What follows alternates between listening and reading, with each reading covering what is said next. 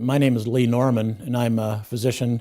I trained at Bemidji State in social work, interestingly, finished in 1974. This has been an interesting week for me, but really the culmination of many, many years in the making. This past Monday, we had really our second patient with suspected Ebola come into our hospital at the University of Kansas Hospital in Kansas City, where I'm the chief medical officer. And it was a little earlier than we'd hoped, and we got all of our preparation done. Things went well.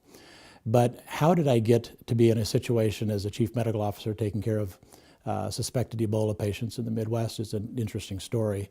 It really starts, I went here to Bemidji State.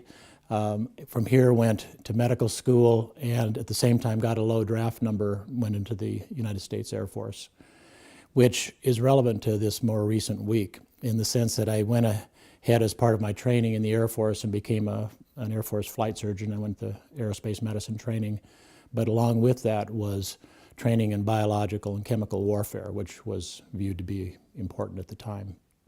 And then I taught combat medicine and practiced in the Air Force until I got out in the mid-'80s and went to Seattle, where I practiced for 20 years. But along the way, I got pulled back into Desert Storm and didn't get out of the Air Force until 1991. So then I was a civilian for 23 years until some guys with skinny black ties came up and said, "We would like you to come back in as a top secret, again, expert in biological and chemical warfare and biosecurity." So I've been working as an intelligence analyst for the government, in addition to my day job as chief medical officer at KU, for about the past 3 or 4 years, where we've been studying Ebola all along, because we knew that it was popping up. And when you think about biosecurity, biothreat, it's an organism that can cause really bad things to occur. So we've been watching it. And fortunately at my place, I think with my somewhat inside knowledge, we have been watching this in earnest since the middle of 2013. We were ready as much as I think we could be when it came to our shores.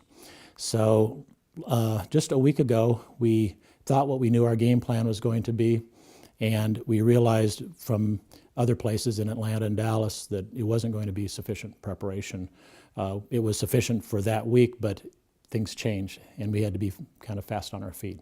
So we set up an Ebola treatment unit at our place. As it turns out, the 2 cases we've had malaria and typhoid fever, and not near the public health threat. Certainly the latter one isn't, neither of them are.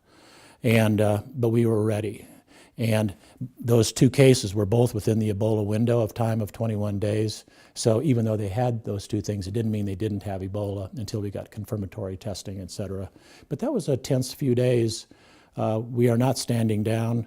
We have learned. We are accelerating our preparations, if you will. And I will say it's nice to be in northern Minnesota to take a breather for a couple days, and that's glad to be here.